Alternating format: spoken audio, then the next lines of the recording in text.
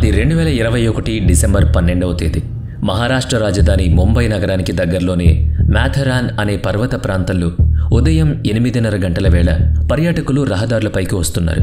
పచ్చని చెట్లతో ఆహ్లాదకరంగా ఉండే ప్రాంతం కావడం, దేశ ఆర్థిక రాజధాని సమీపంలో ఉండడం, ముంబై నగర కాలుష్యానికి రణగొణ ధ్వనులకు దూరంగా ప్రకృతి ఒడిలో సేద తీరేందుకు అవకాశం ఉండడంతో దేశ విదేశీ పర్యాటకులు, వ్యాపారులు వచ్చి బస చేయడానికి వీలుగా వేర్వేరు స్థాయిల్లో వసతి గృహాలున్నాయి అక్కడ.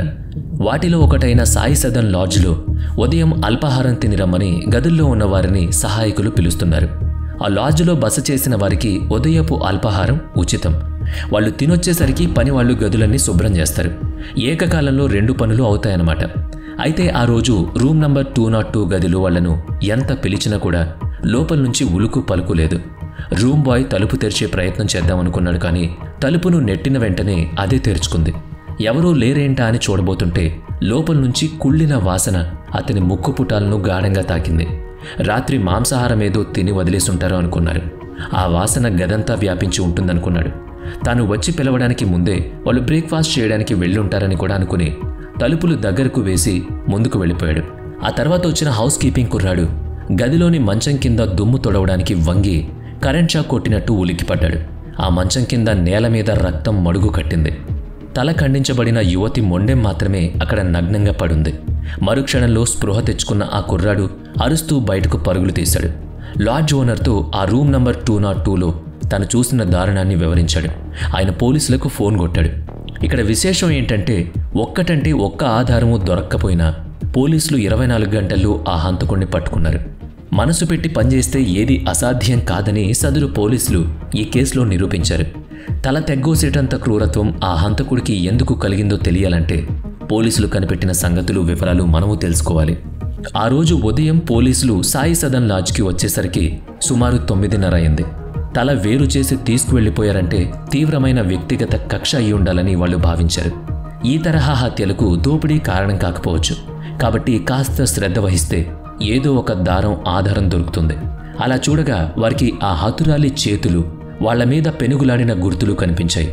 ఆమె ఎడమ చేతి మీద ఉన్న పచ్చబొట్టును కత్తితో గీరి ఆనవాలు లేకుండా చేశారు.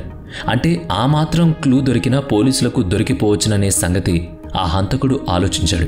పోలీసుల సమాచారం అందుకుని వచ్చిన ఫోరెన్సిక్ బృందం గదిలో ఉన్న అన్నిటినీ పరిశీలించింది. అక్కడున్న బ్యాగ్, పర్స్, క్లోత్స్, చెప్పులు అన్నిటినీ నిశితంగా శోధించారు. ఆ యువతి తల మటుకు ఆ గదిలో ఎక్కడా దొరకలేదు. ఆ గదిలోని స్నానాల గదిలో నుంచి గదిలో మంచం వరకు రక్తపు చారికలున్నాయి. అంటే బాత్రూంలోనే తల నరికేసి అక్కడి నుంచి మొండాన్ని లాక్కొచ్చి మంచం కింద పడేసి ఉండాలి. ఎప్పుడైనా సరే హతులు ఎవరన్నది తెలుసుకుంటే హంతకుల్ని పట్టుకోవడం వీలవుతుంది. హతులెవరో తెలియకపోతే హంతకులు ఎవరన్నది కనిపెట్టడం దాదాపుగా శూన్యం అవుతుంది. అందుకే ఆ హంతకుడు హతురాలి తలను ఎత్తుకుపోయాడని పోలీసులు భావిస్తున్నారు. సరే, ఆ రూమ్ నంబర్ 202లో ఉన్నదెవరో తెలుసుకోవచ్చు కదా. 32 ఏళ్ల అంజాద్ ఖాన్, 28 ఏళ్ల రుబీనా బేగంలు ఆ గదిలో దిగారు. వాళ్ళు ముంబై దగ్గరలోనే ఉన్న అంబర్నాథ్కి చెందినవాళ్ళు. లాడ్జ్ రిజిస్టర్లో ఆ పేర్లే ఉన్నాయి. ఒక ఫోన్ నంబర్ కూడా ఉంది, కానీ అది వాడుకలో లేని నంబర్ అని పోలీసులు తెలుసుకున్నారు. మరి ఐడి కార్డు ఉండాలిగా.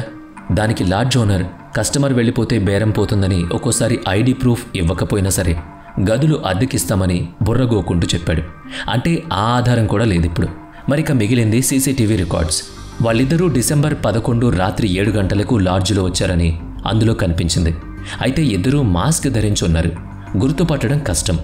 వాళ్ళిద్దరి చిరునామాకి వెళ్ళి చూస్తే అది నకిలీ చిరునామా అని తేలింది. దారులన్నీ మూసుకుపోయినట్టయింది. ఆ లెక్కన ఆ పేర్లు మాత్రం నిజం అవ్వాలని లేదు కదా. సరిగ్గా ఆ సమయంలోనే శవ పరీక్ష తాలూకు వివరాలు పోలీసులకు అందాయి. హతురాలికి సుమారుగా 26 ఏళ్ల వయసు ఉండొచ్చు. ఊపిరి ఆడకుండా చేసి ఆమెను హత్య చేశారని, ఆ పిమ్మట ఆమె తల కోసి తీసేశారని, అది జరిగింది రాత్రి 11:12 అది మధ్యరాత్రి అయ్యుంటుందని నివేదికలో ఉంది. చనిపోవడానికి ముందు వాళ్ళిద్దరూ శారీరకంగా కలిశారని అందులో రాసుంది. ఇక్కడ పోలీసులకు ఒక ఆధారం దొరికింది. మృతురాలి శరీరంలోని పురుష వీర్యం ఆ హంతకుడిదే అయ్యుండేందుకు 100% అవకాశం ఉంది. అలాగే తెల్లారి అంటే డిసెంబర్ 12వ తేదీ ఉదయం 6:30 గంటల సమయంలో అతను లాడ్జ్ నుంచి బయటకు వెళ్ళాడు. సీసీటీవీ ఫుటేజీల్లో అతను ఆ సమయంలో ముఖాన మాస్క్ ధరించి ఉండడం పోలీసులు గమనించారు.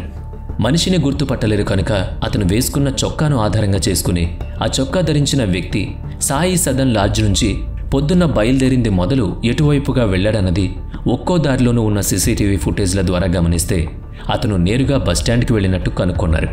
అతనెక్కిన బస్ మాథెరానా హిల్ స్టేషన్కు 15 కిలోమీటర్ల ఆవలనున్న ఊరికి చేరుకుంది. అక్కడ బస్ దిగిన అతను రైల్వే గేట్కి అవతలనున్న అడవి దారిలోకి వెళ్ళాడు. ఇంతవరకు సీసీటీవీ ఫుటేజీల్లో ఆధారాలు కనిపించాయి. అతను మళ్ళీ ఓ అరగంట తర్వాత ఆ అడవి దారిలోంచే బయటకొచ్చాడు. వస్తే వచ్చాడు, కానీ అతను లోనికి వెళ్లేటప్పుడు భారీగా ఉన్న అతని బ్యాక్ ప్యాక్ ఇప్పుడు మామూలుగానే ఉండడం పోలీసుల కళ్ళు పసిగట్టాయి. ఆ లెక్కన అతను హతురాలి శిరస్సును అక్కడ అడవిలో పడేసి ఉండాలనుకున్నారు. అందుకోసం వెళ్లిన ఆ సర్చ్ పార్టీలు ఆ అటవీ ప్రాంతం లోపల ఒక గార్బేజ్ బ్యాగ్, ఆ పక్కనే ఒక హ్యాండ్ బ్యాగ్ కనిపించాయి. ఇక మీకు అర్థమయ్యే ఉంటుంది ఆ మూటలో ఆమె శిరస్సు ఉందని.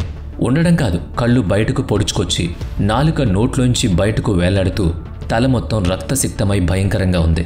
ఆ హ్యాండ్ బ్యాగ్లో హాస్పిటల్ మందుల చీటీ మాత్రం ఉంది. దానిలో ఉంది ఆ హతురాలి పేరు. అవును, ఆమె పేరు పూనం, వయసు 26. అయితే ఆ చీటీ ప్రకారం పూనం అనే పేషెంట్ ఎవరన్నది తాము చెప్పలేమన్నారు సదరు హాస్పిటల్ సిబ్బంది. ఇక పోలీసులకు మిగిలింది ఒకే ఒక్క మార్గం.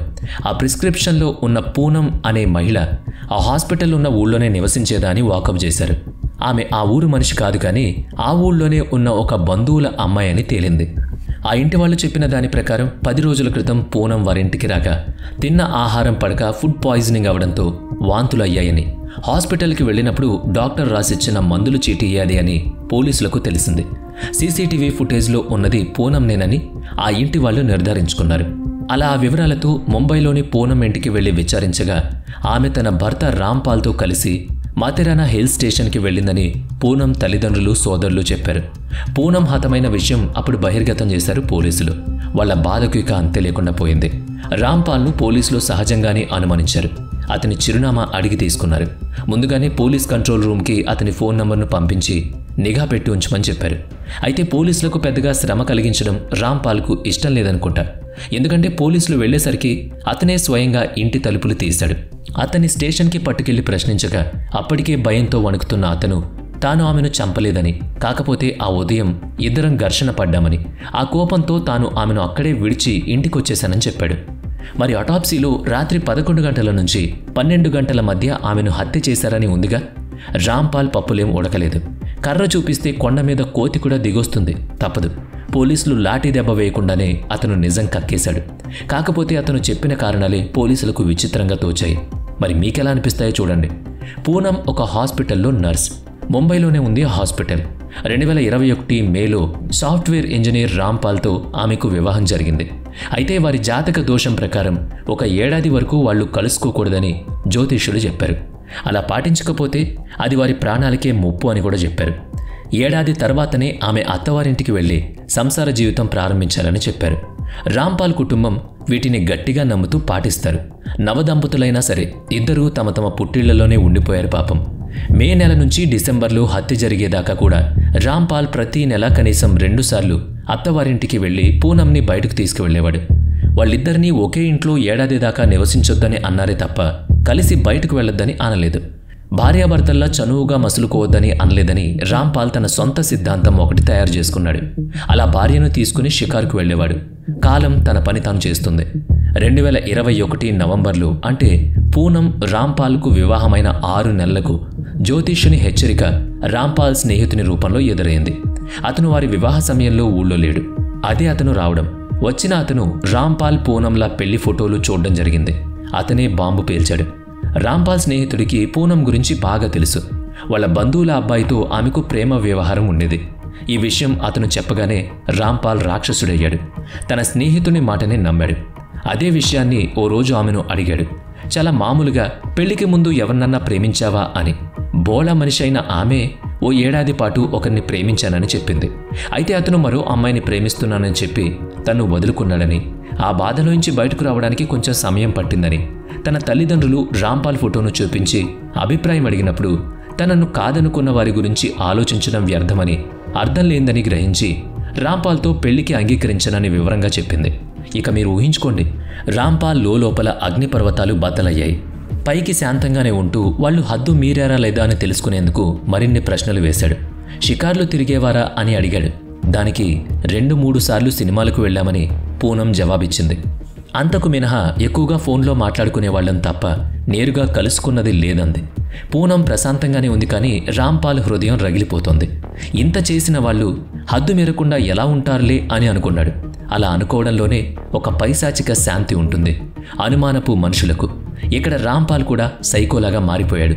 జ్యోతిష్ని మాటలతో తామిద్దరూ వేర్వేరుగా ఉంటున్నప్పటికీ పూనంలో ఏ బాధ లేదని, చాలా సంతోషంగా ఉంటుందని రాంపాల్ కనిపించింది.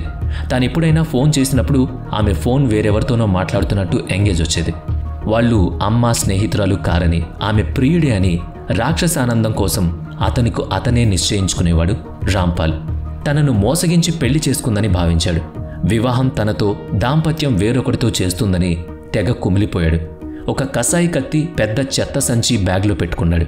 కోవిడ్ మహమ్మారి రోజులు కనుక మాస్క్ పెట్టుకుని రమ్మన్నాడు. ఇద్దరూ కలిసి మథరాన్ హిల్ స్టేషన్లోకి వచ్చారు. ఆమెను తీసుకొచ్చాడంటే సబబుగా ఉంటుంది కదా. లాడ్జ్లో అన్నీ తప్పుడు వివరాలిచ్చాడు. రూమ్ నంబర్ 202లో భోజనం చేశారు. శారీరకంగా కలిశారు. నిద్రపోయిన తర్వాత మధ్యరాత్రి మేల్కొన్న రాంపాల్ ఆమె దుస్తులతోనే ఆమెకు పాశం విసిరాడు.